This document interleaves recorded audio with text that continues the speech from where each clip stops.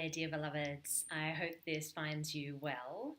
I'm here today to share with you an experience that I had yesterday that I found super beneficial. So, yesterday I had a coaching call, and this is something that I don't do very often. In my mind, I can be a little bit stubborn sometimes. And I often think that I do so much work and so much meditation. I have a lot of realizations and a lot of insights that I see about myself. There's a lot that does happen to come up. It's not necessarily always nice or fun or pretty, but I sit with it and I process it to the best of my ability, and I'm able to move forward. But recently, there's been some issues that have been coming up for me, and they've been repeating themselves. And now that they've repeated themselves about 5 or 6 times, there's obviously something going on because I can't see it. And the constant in all of these situations is me. I think I've done a lot of work around this, but clearly I'm still not seeing one of the main factors, or until yesterday I hadn't. So I got in contact, or I was put in contact with this really amazing woman, and she helped me out to clear some of the blockages that I couldn't see.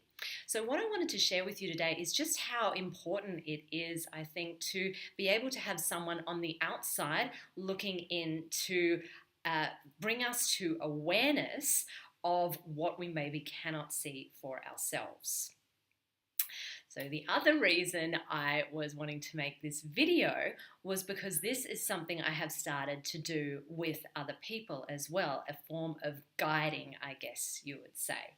I like to think of myself as specializing in the realm of soul, so connecting people back with their own soul.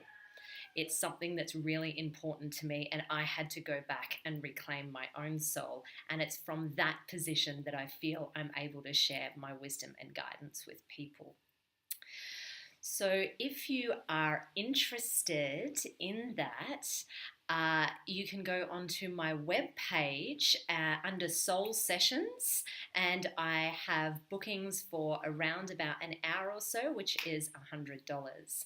And there are numerous practices that I'm so excited to share with people, because they are the practices that have helped me in really moving some big things that I didn't think I was going to be able to, and to really witness myself and the transformation that's happened over the last few years is incredible. One of the practices that I'm going to share with you today is mirror work. Now, this is something that I've been speaking to people about, which really challenges them. A lot of people can't look at themselves in the mirror and call themselves beautiful. Or even like what they see. This was also me for a very, very long time. So rather than rejecting or denying those feelings, I started to cultivate a practice where every morning I would look at myself in the mirror and say 3 different lines. The first one would be Alana. So I'd use my own name. Obviously, you'll use your name. So you say your name, and then you say, I'm proud of you for. You just have to say one thing. It can be as simple and easy as getting out of bed in the morning. It could be, I'm proud of you for not reacting last night in anger. I am proud of you for forgiving that person when that was the last thing you wanted to do. I'm proud of you for sharing when you didn't feel that you really wanted to. The second thing I say is my name, Alana. I forgive you for. And this is a huge one. Sometimes this brings up a lot of tears within me, because when you acknowledge yourself, when you turn that compassionate aspect that you show so much to other people back on yourself, so often it triggers a release because you hold resentment to yourself inside.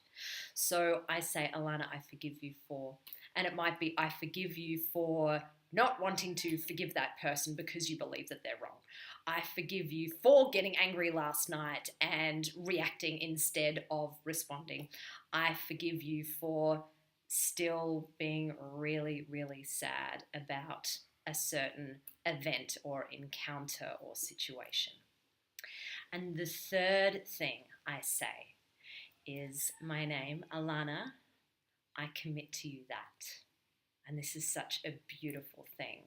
This can also bring about a bit of tears, or a few tears, because when you find that you can commit to yourself, it doesn't necessarily mean that this is always going to be the case, like every day.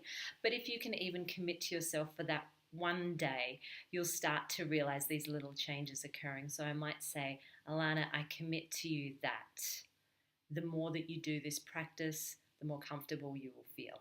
Or I commit to you that I know that you're going through a hard time now, but things are going to get better. I commit to you that as much as you've opened your heart, it's going to continue to open even further.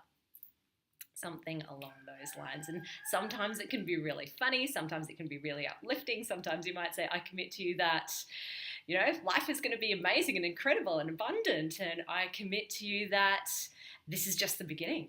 You know, it's just absolutely limitless in the way that when you start your morning with, first of all, acknowledging yourself, and then forgiving yourself, and then committing to yourself, how these little affirmations can really start to have benefit throughout your day. Because obviously as well, I'm someone who believes that you can't just do affirmation after affirmation after affirmation. You need to clear away what's underneath first. And that's part of the forgiving technique, which is sandwiched in between the two more positive affirmations generally. So this is one of the practices that I will share when doing coaching.